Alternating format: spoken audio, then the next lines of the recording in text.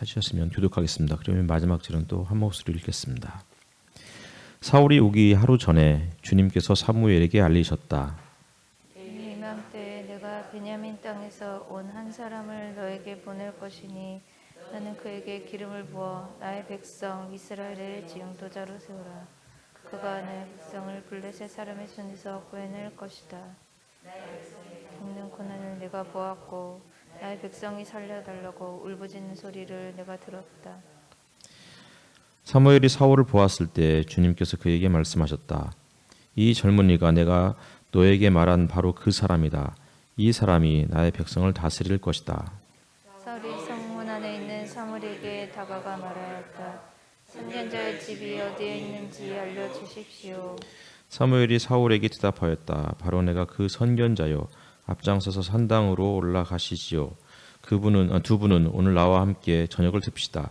물어보시려는 것은 내일 아침에 다 말씀드리겠습니다. 그리고 나서 두 분을 보내드리겠습니다. 사흘 전에 잃어버린 암나귀들은 이미 찾았으니 그것은 걱정하지 마십시오. 지금 온 이스라엘 사람들의 기대가 누구에게 걸려 있는지 아십니까? 바로 그대와 그대의 아버지의 온 집안입니다. 사울이 대답하였다. 저는 이스라엘 지파들 가운데서도 가장 작은 베냐민 지파 사람이 아닙니까? 그리고 저의 가족은 베냐민 지파의 모든 가족 가운데서도 가장 보잘것없는데 어찌 저에게 그런 말씀을 하십니까? 사무엘은 사울과 그의 종을 데리고 방으로 들어가서 초대받은 사람들의 윗자리에 앉혔다. 거기에 모인 사람들은 30명쯤 되었다. 사무엘이 요리사에게 일렀다. 내가 자네에게 잘 간수하라고 부탁하며 맡겨 두었던 부분을 가져오게. 요리사가 넓적다리와 거기에 붙어있는 것을 가져다가 사울 앞에 놓으니 사무엘이 말하였다. 보십시오. 준부에 두었던 것입니다. 앞에 놓고 드십시오. 내가 사람들을 추청할 때부터 지금 이렇게 드리려고 보관해 두었던 것입니다. 그래서 그날은 사울은 사무엘과 함께 먹었다. 그들은 산당에서 내려와 성읍으로 들어갔다. 침실이 지붕에 준비되어 있었으므로 사무엘과 사울은 거기에 누워서 잤다. 그날 빈 무렵에 사무엘이 지붕에서 사울을 깨웠다. 일어나십시오. 발에다 드리겠습니다. 사무엘은 사울과 함께 바깥으로 나갔다. 성읍 끝에 이르렀을 때 같이 읽겠습니다. 시작. 성읍 끝에 이르렀을 때 사무엘이 사울에게 저 종을 앞에 먼저 보내십시오 하고 말하였다. 그 종이 한참 앞서서 가니 사무엘이 다시 사울에게 내가 하나님의 말씀을 들려드리겠으니 잠깐 서 계십시오 하고 말하였다. 아멘.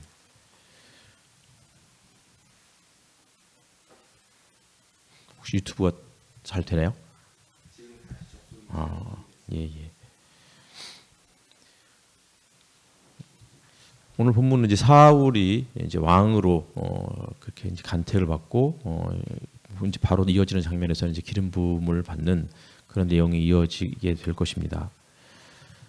사무엘이 사울을 만날 때 하나님께서 사울이 바로 하나님께서 택하신 그러한 이제 이스라엘을 통치할 이스라엘의 최초의 왕이 될 것이다라고 그렇게 말씀하셨고 사울이 이제 사무엘과 함께 이제 그 사무엘의 그 집에서 함께 하루를 머물게 되죠. 그리고서 같이 잠을 자면서 어떤 이야기를 나누는지는 잘 모르겠지만 아마도 이제 사울은 잃어버렸던 이제 가축을 찾으러 돌아다니다가 사무엘을 통해서 이제 그 가축을 찾게 되는 그런 내용들이 또 이렇게 소개되어 있습니다. 이 본문만 보면 사울은 굉장히 겸손한 사람으로 그렇게 잘 소개가 되어 있습니다. 자신의 지파가 다른 지파들 중에서도 가장 작은 지파다 그렇게 이야기하고 있고 그리고 자신의 가족, 자신의 가문은 베냐민 지파 중에서도 가장 보잘것없는데 어떻게 자신을 왕으로 세우느냐고 하면서 사울이 사무엘에게 묻죠. 그때 사무엘은 다른 이야기를 하지 않고 당신의 겸손함, 비천함, 연약함 이런 것을 통해서 하나님이 오히려 왕으로 세워주셨고 그리고 그것이 이 땅에 이제 평화를 가져오는 귀한 어떤 그 통치의 자리로 하나님께서 앉혀주실 것이다 이렇게 이야기를 하지 않고 그냥 모든 것을 다 설명할 테니 오늘 밤 나와 함께 머무시고 내가 이미 미리 준비했던 이 넓적다리와 그 요리를 함께 먹으면서 이 밤을 보냅시다. 이렇게 이야기를 하죠. 우리가 방금 조금 전에 그 시편 20편 말씀을 함께 읽었던 것처럼 거기 그 본문과 함께 연결지어서 또 사무엘을 우리가 사무엘상을 이해한다면 하나님께서 원하신 지도자의 모습, 이것은 시종일관 성경에서 하고 있는 그런 메시지와 같은 내용입니다. 하나님께서는 가장 작은 자를 통해서 자신의 강하심 이런 것들을 드러내고 싶으신 분이 아닌가 이런 생각들을 하게 되죠. 바울이 이미 고린도전서에서도 이야기했던 것처럼 하나님께서는 약한 자를 들어서 강한 자들을 부끄럽게 하시는 분 이렇게 소개하고 있고, 그리고 또 우리가 또 자주 부르는 노래잖아요. 약할 때 강함 되시는 분. 사실 우리는 이렇게 늘 기도하고 이렇게 찬양을 하지만 실질적으로 그런 어떤 찬양의 고백이 우리의 고백이 되는 것을 그렇게 원치는 않는 것 같습니다. 당장 우리가 세상에 지도자를 세울 때에도 연약한 자를 세우고 싶은 마음 별로 없어요.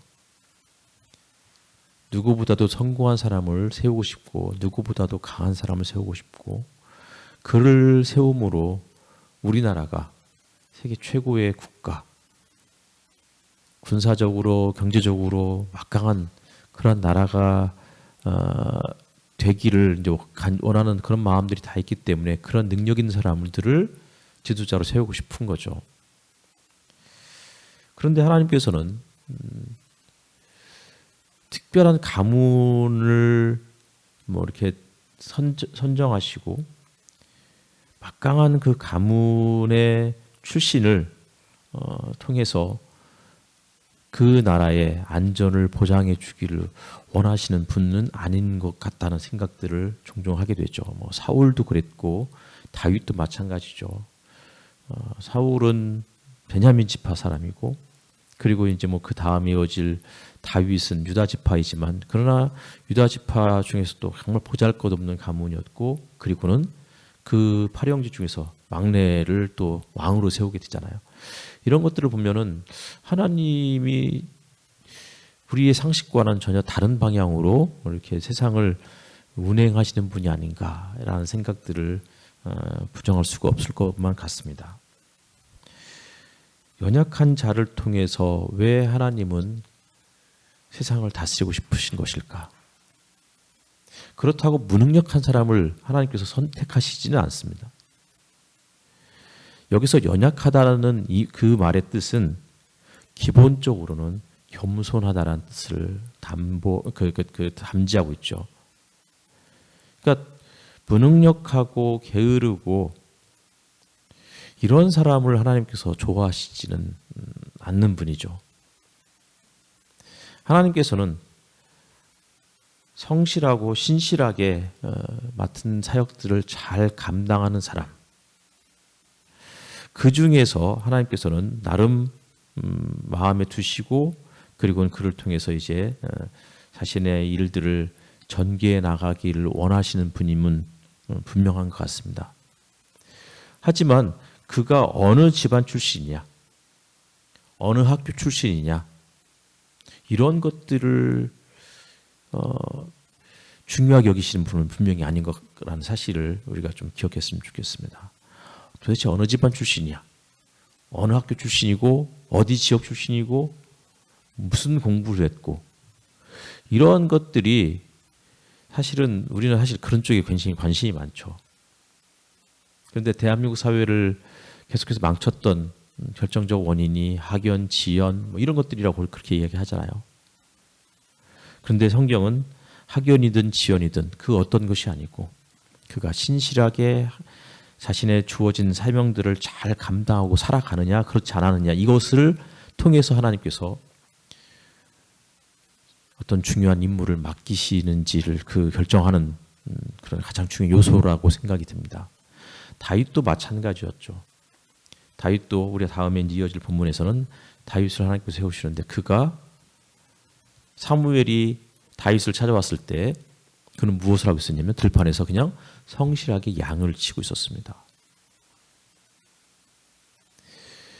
어떤 일을 우리에게 평소에 주어진 그 일을 감당하느냐에 따라서 우리가 겸손하냐 그렇지 않느냐가 결정되는 게 아닐까라는 생각들이 있습니다. 겸손하다는 것은 그냥 제가 이런 사람입니다 라고 입술로만 고백하는 것이 아니고 그 겸손의 증거는 뭐예요? 결국은 나에게 맡겨주신 그 일들을 매일매일 잘 감당하고 살아가고 있느냐. 이것이 겸손한 사람의 가장 중요한 특징이 아닐까라는 생각을 하게 됩니다. 작은 자, 연약한 자, 겸손한 자, 가난한 자. 하나님께서는 그런 사람들을 통해서 우리에게 하나님의 그 놀라운 성품들, 하나님의 놀라운 그 능력들을 우리에게 보여주시는 분이 아닐까. 더 나아가서 예수님도 산상수훈을 통해서 그렇게 말씀하셨죠. 심령이 가난한 자는 복이 있나니. 마음이 가난한 자가 복이 있다는 말은 단순히 그냥 저 가난합니다, 저 연약합니다 이렇게 고백하는 사람이 아니고요.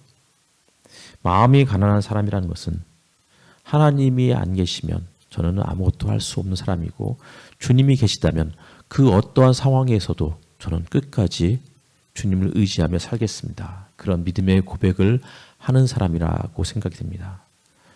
시편을 우리가 쭉 읽다 보면 다윗은 자신이 가난하고 겸손한 사람이라고 그렇게 고백을 했습니다. 가난하고 겸손하다는 말은 더 나아가서 왕이 가난하면 얼마나 가난하겠어요. 그때 다윗의 그 고백은 자신이 가난한 자, 연약한 사람들과 동일시하는 사람이라는 뜻입니다. 우리 주변에 아픈 사람, 가난한 사람, 어려움에 처한 사람들이 있다면 그런 사람들과 함께 공감해주고 그들의 마음의 하소연을 들어주고 잠시라도 그들을 위해서 기도해 줄 수 있는 사람, 그런 사람이 바로 연약한 사람이고 그런 사람이 겸손한 사람이 아닐까 싶습니다.